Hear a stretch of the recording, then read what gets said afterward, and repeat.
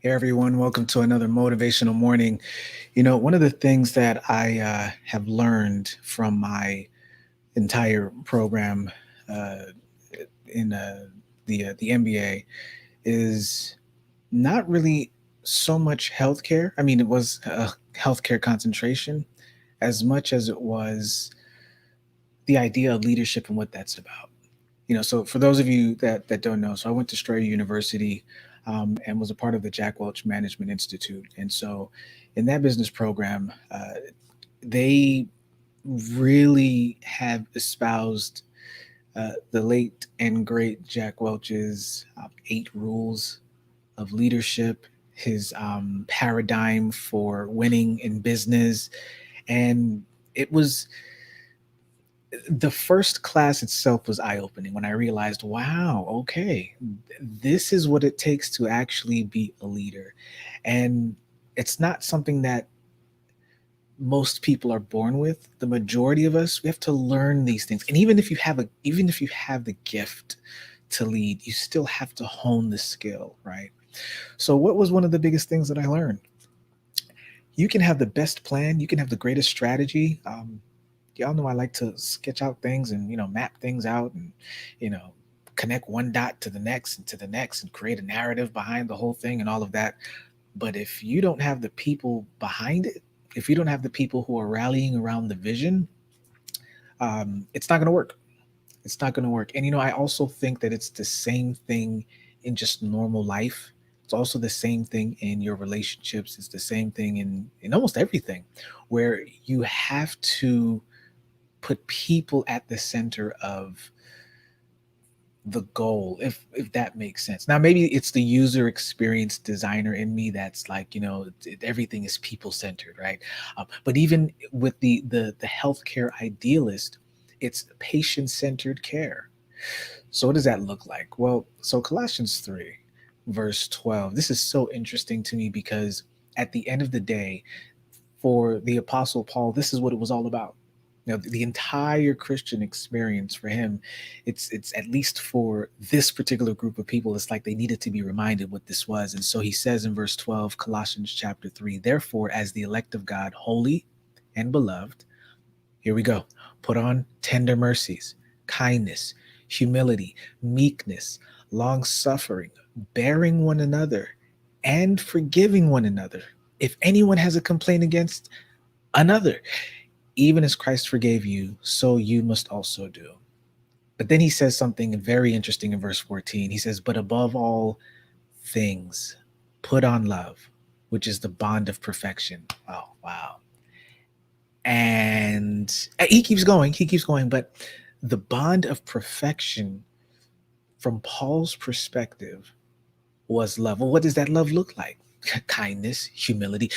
The best leaders are the ones who aren't just humble and kind, but also the ones who are long suffering. They know what it's like, what it looks like, what it feels like to actually take on the burden of the business, of the department, of the task force that they may have if they're a manager, whatever the case is, right?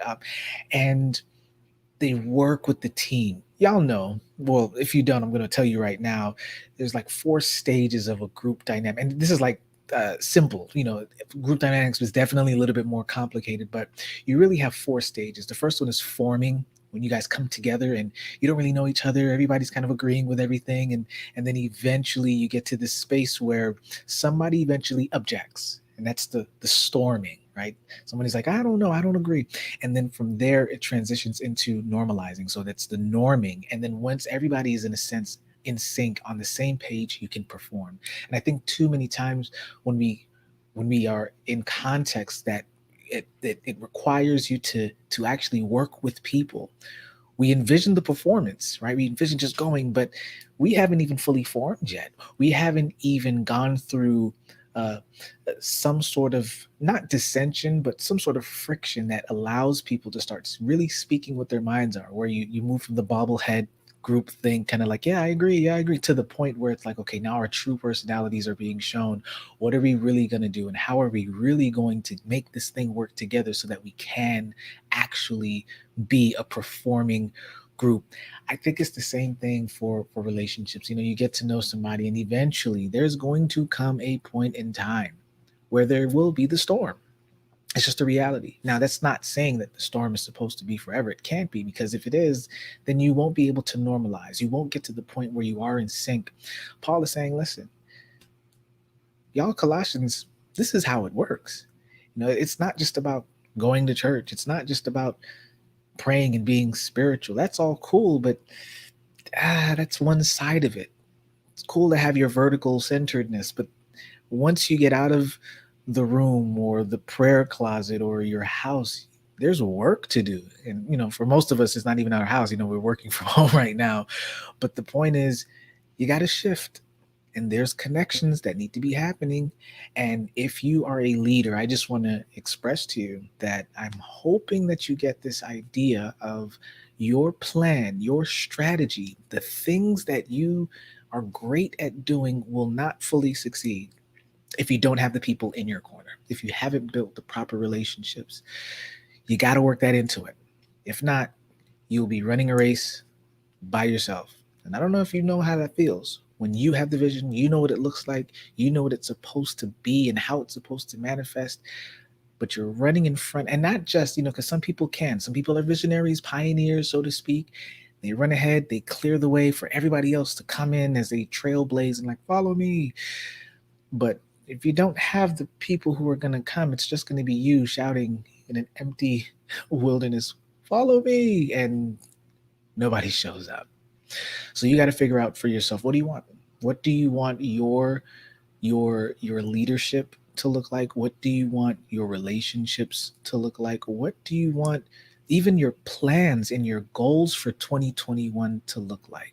There are some that are personal, some that's just going to be you, that you have to do yourself. But then there are some where you're going to need other people. I even venture to say that the majority of your plans include other people. I probably wouldn't still be doing this burpee challenge if I didn't about a month ago say, hey, listen, every day I'm going to show up here and try to, just give some sort of encouragement. Probably not, you know? And with that, there's a level of accountability. So I think today is 102. If I check the streak, like that's a big deal. It doesn't feel like it, especially because it's like 48 degrees outside in Miami. Like it's crazy. But the point is, there is a level of relational dynamic that helps us all to just move forward with what we have set out to do. Okay, so just don't have a plan. You need the people. Mesh those two together. Work with your people just as much as you want to work with your plan. Some of us, you need to have the balance. Some of us don't know how to work with people. Some of us don't know how to have a plan. But find the people that do. All right. You guys have a great, thoughtful Thursday, and see you in the morning tomorrow. We're almost there.